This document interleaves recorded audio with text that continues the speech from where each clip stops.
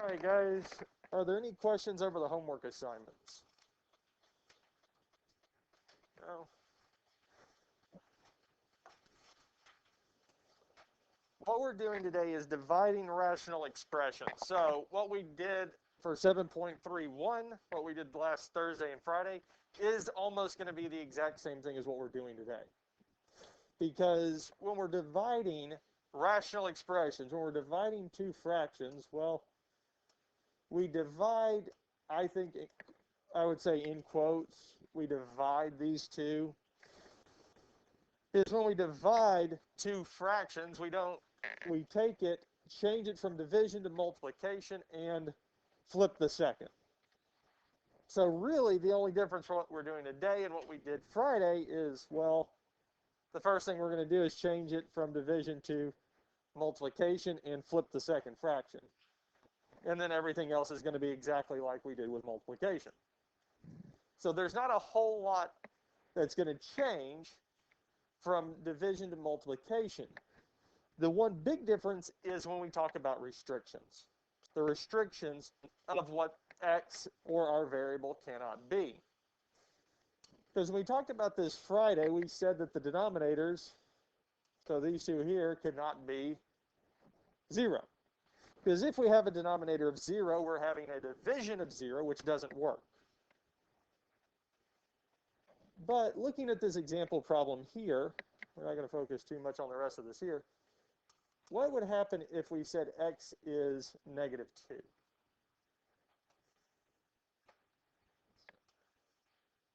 Because here we would have 7, here we'd have negative 2 plus 1,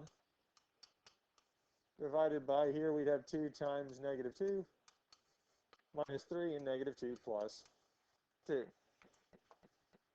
Well, for our first fraction, this would be 7 over negative 1.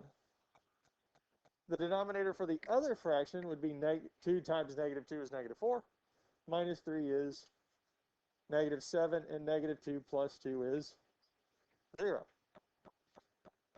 Well, that doesn't affect anything, does it? Well, what happens to the second fraction? It becomes what? That whole thing becomes 0, yes? So 7 over negative 1 divided by what? Okay, so not just the denominators, but really the entire second rational expression. If anything makes it 0, then we have a division of 0. So when we look at division, we're not just looking at, when we're looking at division of rational expressions with our restrictions, we're not just looking at the bottom of the fraction. We also have to look at the entire second fraction, what would make it 0. Because the denominators obviously can't be 0, but the numerator of the second cannot be 0 as well because of our division. So it just gives us one more place to look for restrictions. Now let's go on and look at the first one, our first example. This one here. Now we talked about this with multiplication on Thursday and Friday. The first thing we did was factor it. Because the first thing we did was factor it down so that we can simplify after we multiply. But here, we might as well take care of the division sign first, because we can't really divide two fractions. So what we're really doing is taking this and changing it from division to multiplication and flipping the second. So we would have x squared minus 11x plus 30 over x squared minus 6x.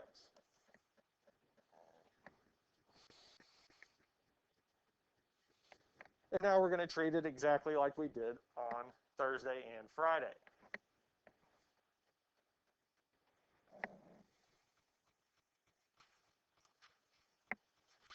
We're going to factor these here if we can.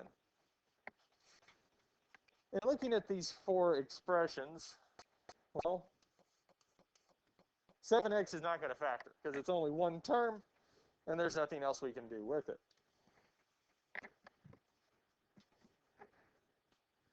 Now looking at the rest of these here, what's the next one that y'all would think would be kind of easier to factor?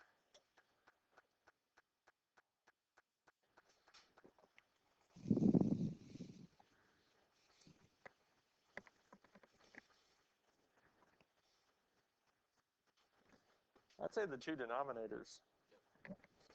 Because what can we do with 2x minus 10? We can factor out a 2, which would leave us with x minus 5. Because there's a greatest common factor of 2 between 2x and 10 that we can factor out.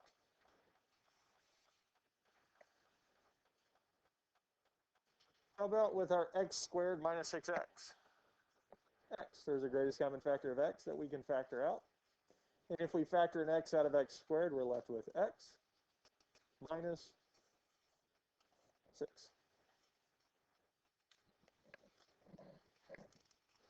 So that leaves us with the quadratic x squared minus 11x plus 30.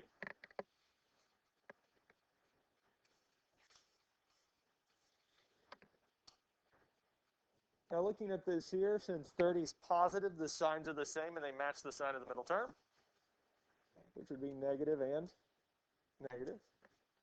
Factors of x squared are x and x. Well, the factors of 30 are 1 and 30, 2 and 15, 3 and 10. 4 doesn't go into it, but we also have 5 and. Which one of these do we think would work? 5 and 6.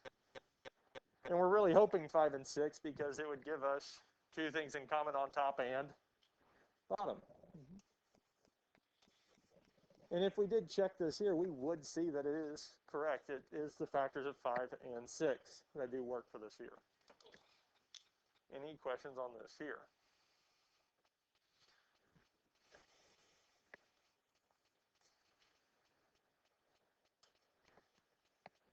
Now what we can do next, there's two different ways we can go about doing it.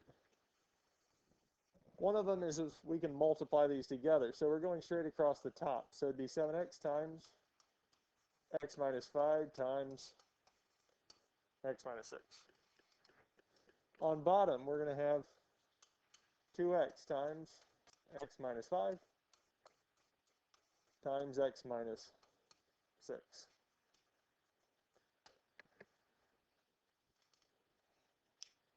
And now we can simplify out what's in common on top and bottom. So we do have the x minus 5 and x minus 5. We also have the x minus 6 and x minus 6. Anything else?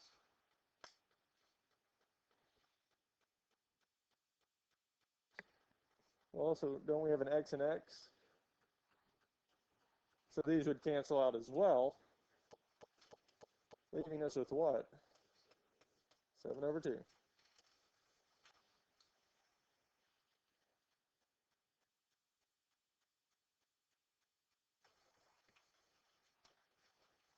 And that would be the answer. Now, we're not going to focus too much on these, but I do want to talk about at least one or two of these. I'll talk about the restrictions. Now, when we look at the restrictions, we don't want to look at the final product to see what values of x are going to make this function undefined. What values of x cannot occur. Because what we want to look at is this one here. Because we're really wanting to look at these spots. The only one we really don't care if it becomes 0 is where the 7x is at. Because that really doesn't affect anything. Now, when we look at all of these spots here, let's get a highlighter.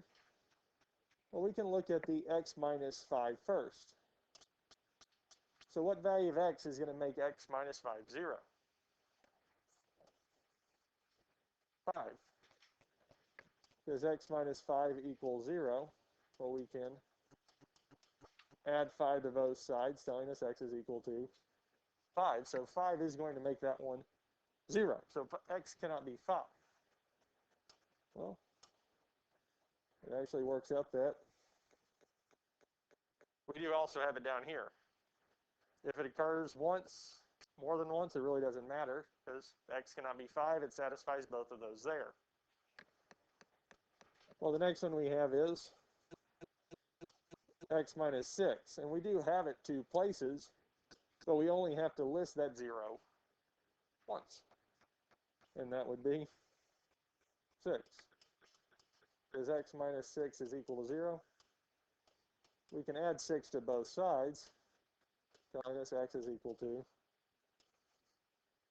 6. X cannot be 6.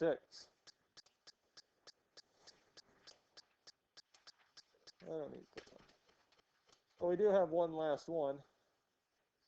That's the x there. And what would that be?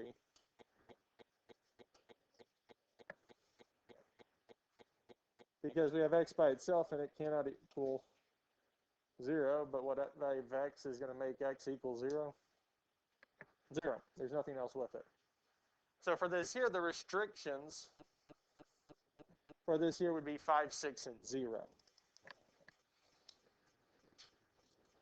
Now, I'm not too focused on the restrictions at this point. It's good for you to know what they are and where to find them, but I'm not too focused on them here.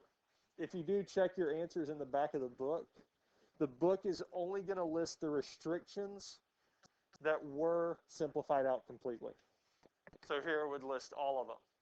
So even if we did have something left in the denominator like x minus 5, it would not include the 5 because it's still listed. It's only going to include the restrictions that are completely eliminated. Any other questions on this here?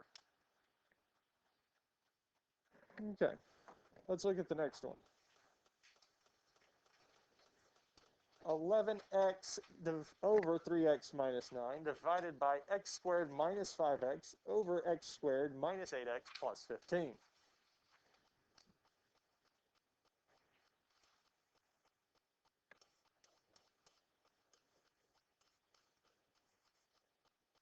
The first thing I would do is change it from division to multiplication and flip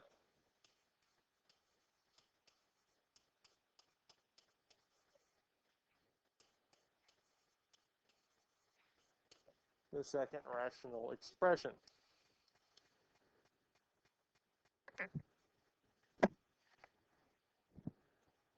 It is possible to do the factoring and changing it to multiplication, changing it from division to multiplication, and flipping all in the same step.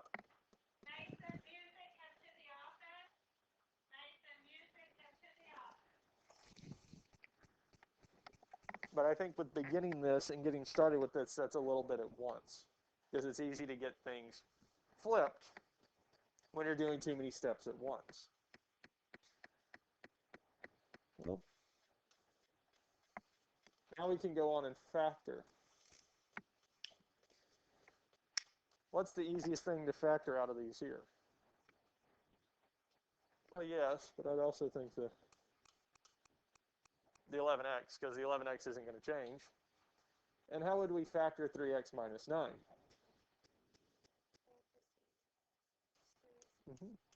We can factor a 3 out of both of these terms. There's a greatest common factor of 3. And when it's factored out, we get 3 times x minus 3. Which one can we factor next? The x squared minus 5x.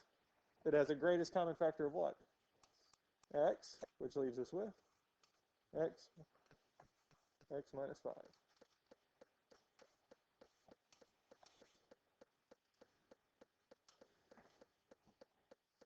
So that brings us to the x squared minus 8x plus 15.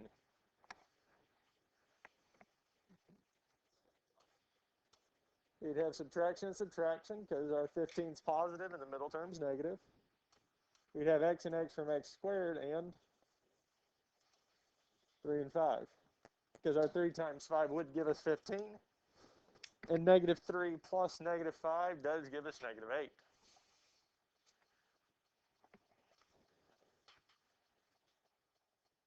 Any questions on this here?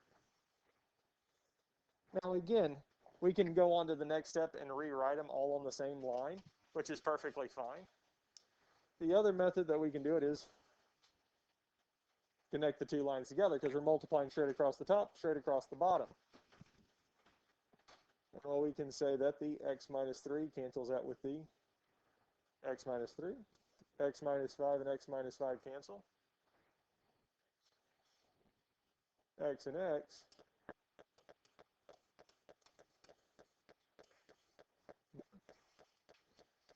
and that would be that there. Now, if you do find it helpful to rewrite it all on the same line and reorder it, so to have it as 11x times x minus 3 times x minus 5 over 3x times x minus 3 times x minus 5, and then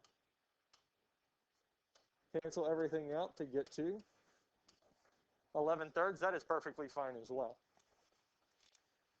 Because sometimes, especially when we have those individual terms like 11x and 3x, and we have more than one of them in the rational expressions, it is sometimes helpful to rearrange them, to get them out front so we can see where they match up and how they match up. Any other questions on this here?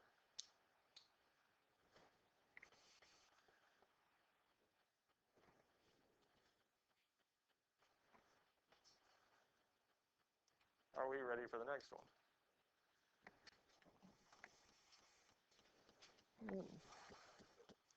I want to skip that one there. Example 5, I want to skip it because we're going to end up getting 4/5. I don't know why the book liked having those where everything canceled out except for the numbers, but I don't think those are as helpful.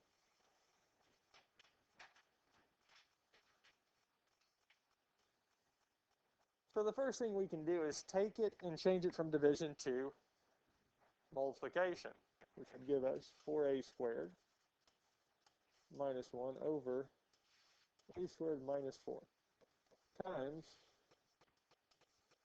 a minus 2 over 2a minus 1.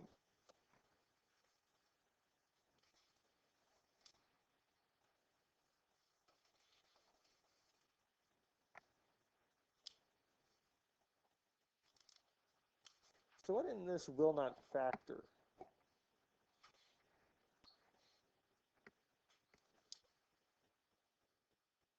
Because there's two things that'll factor, and there's two things we don't have to do anything to. Which ones aren't going to change? 2a minus 1, yes. And a minus 2. There's two reasons we know they won't factor. One is the degree for both of those is 1. And a minus 2, there's not a greatest common factor between them. And the 2a minus 1, there's not a greatest common factor between them. So there's nothing we can do with either one of those. Now, do we want to look at 4a squared minus 1 first, or a squared minus 4? A squared minus 4. Well, a squared minus 4 is a difference of perfect squares, and it works out to be what? A minus 2 and a plus 2.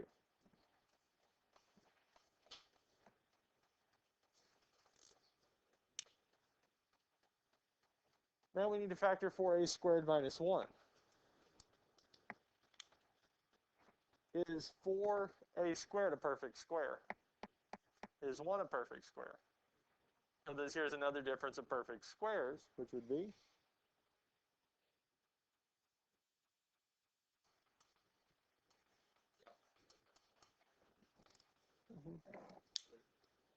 because 2a times 2a would give us our 4a squared, and 1 times 1 would give us our 1.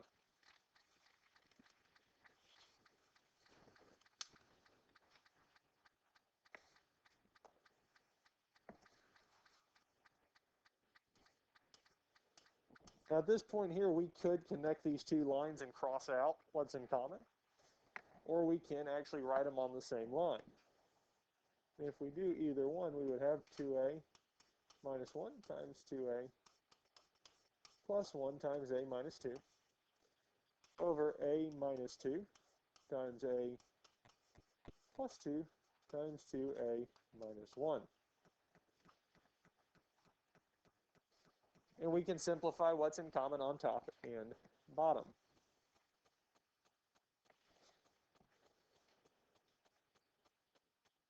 So we'd have the a minus 2. Well, a minus 2 and a minus 2. We would also have the 2a minus 1 and the, which will leave us with 2a plus 1 over a plus 2.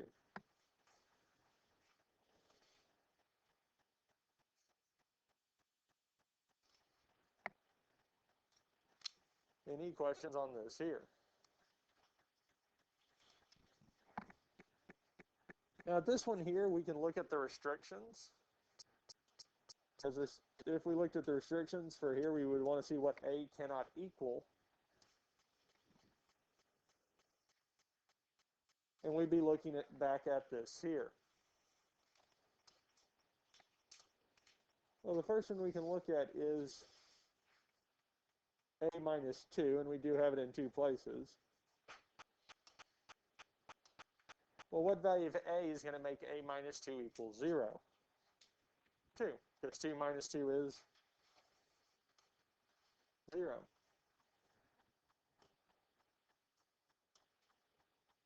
Now we can also look at a plus 2.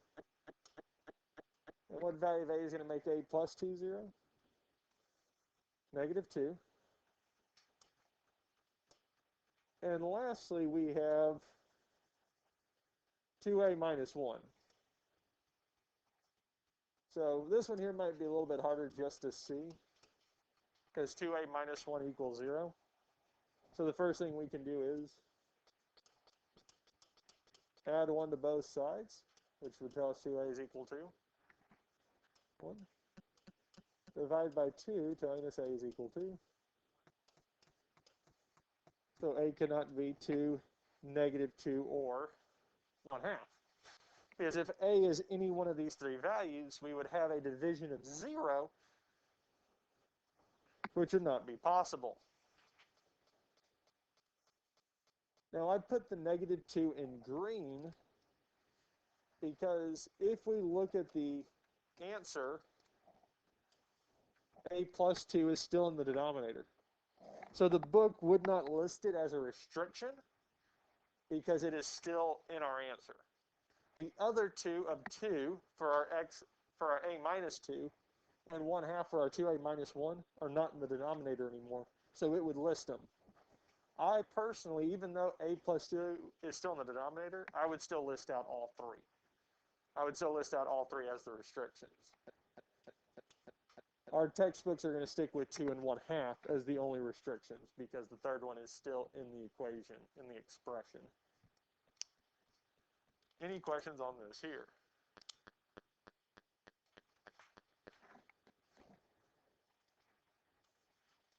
All right, let's look at the next one here.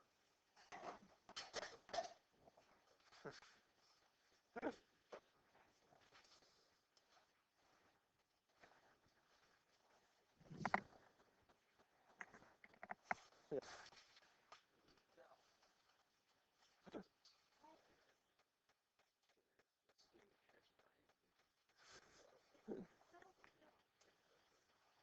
All right, guys. So let's look at this one here, and we'll look at 1 or 2 more.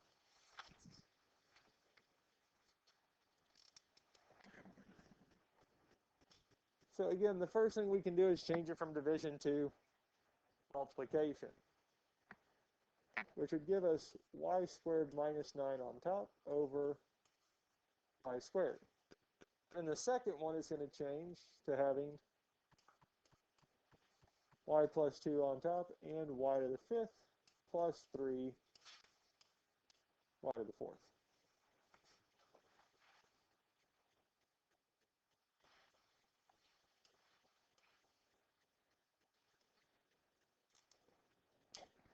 Now what we can do next is we can factor. So what do we want to factor first? Okay. Y squared minus 9 is a difference of perfect squares, which would factor to what? Y plus 3 and y minus 3.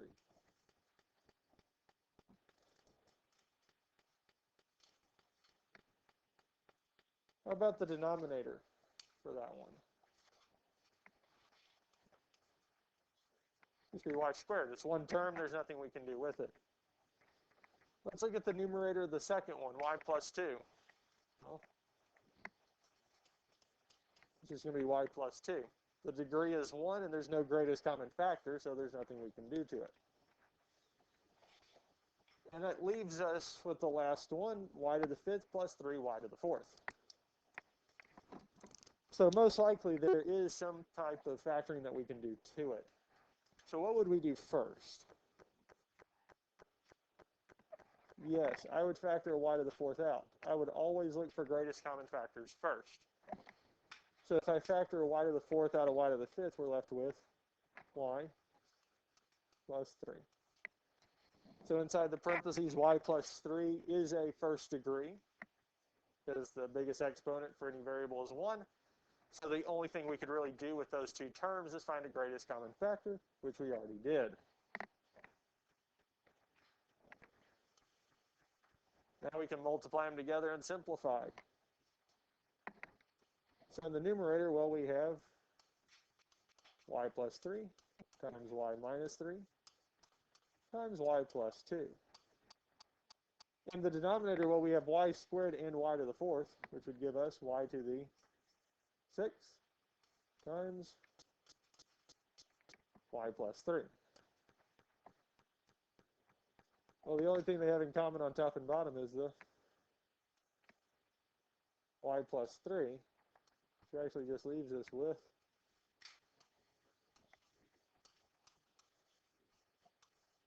over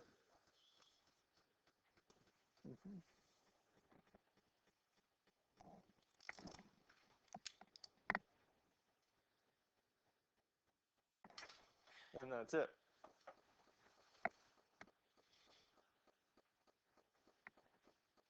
And if we were looking at restrictions, we'll just point this out, we would really be looking at anything here that would make the function 0 or here, which in this case would be y cannot be -2, -3, or 0. Because even though we do have a y to the 4th and y squared, if either one of those is 0, it's going to make the whole thing 0. Even though we do have a ton of them, it's just 0. Any other questions on this here?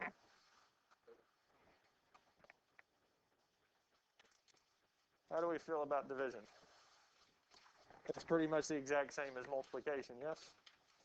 We can look at one more if y'all want to, if you look at the rest of the examples that we have, and one of those, actually, let's look at least one more, because I want to look at number 6, I forgot about it. Yeah, either one of those. Do we have any questions about this one here? We feel comfortable with the one, something like this here. It won't show up on the homework, but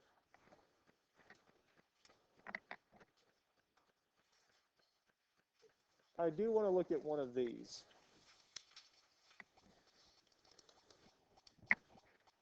So if we go through the same steps we've been doing, so changing it from division to multiplication, the first one would still be 6x squared plus x minus 15 over 4x squared. Now what would we write for the second rational expression?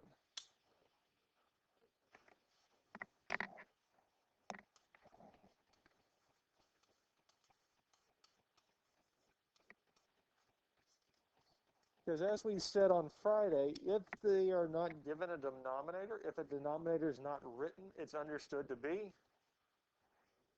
1. It's just like with multiplication. If we multiply something with 1, it really doesn't change the number. The same with division. So for this here, since it did not give us a denominator, it's understood to be 1. So when we change it from division to multiplication and flip it, it becomes 1 over whatever that is. And for this here, it becomes 1 over 3x squared plus 5x. Any questions on this here? Well, now we can do the exact same things we've been doing. Well, we know the 1's not going to change because we can't do anything to factor 1. And we also can't change what?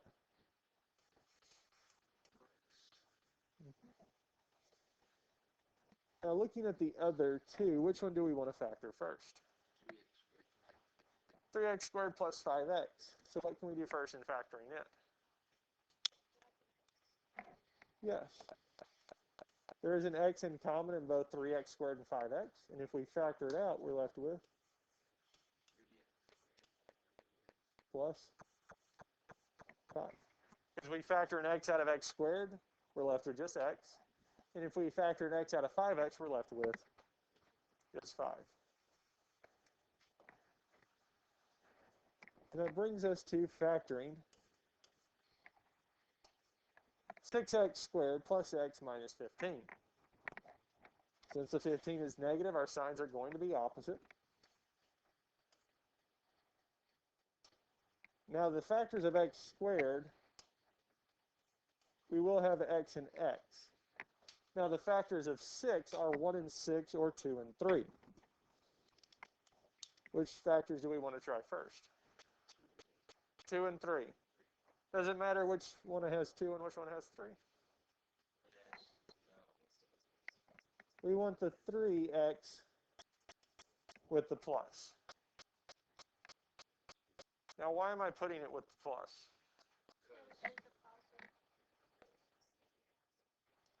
Yes. I'm going to grab a highlighter.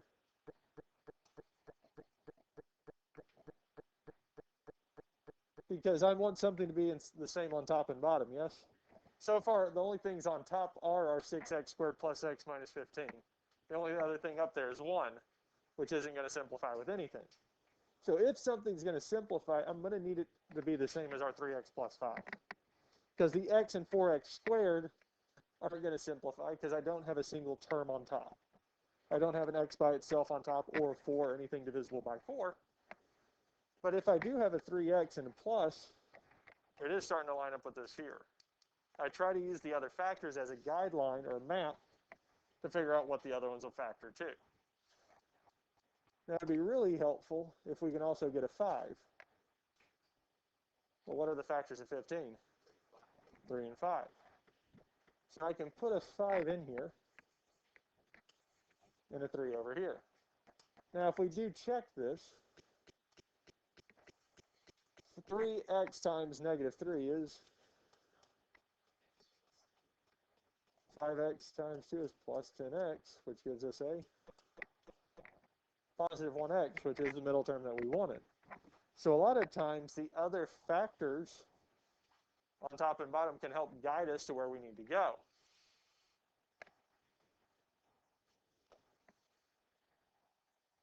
So lastly, we can multiply these together.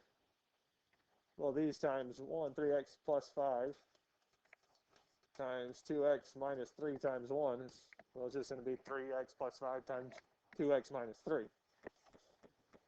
On bottom, well, we have 4.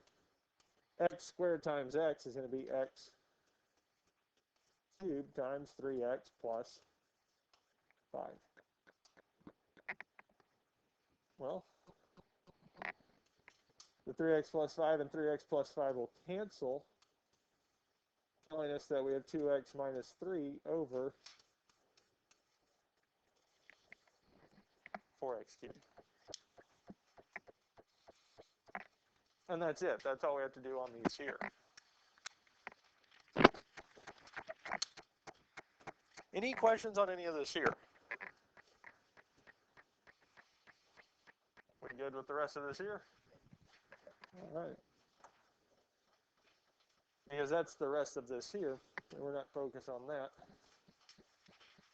But that is the end of 7.32. That is the end of 7.32. So what we'll start tomorrow, and I didn't write it up there because I didn't know if we'd make it through all of this today, is 7.41. 7.41 will take 2 days. 7.42 is going to take 1 day.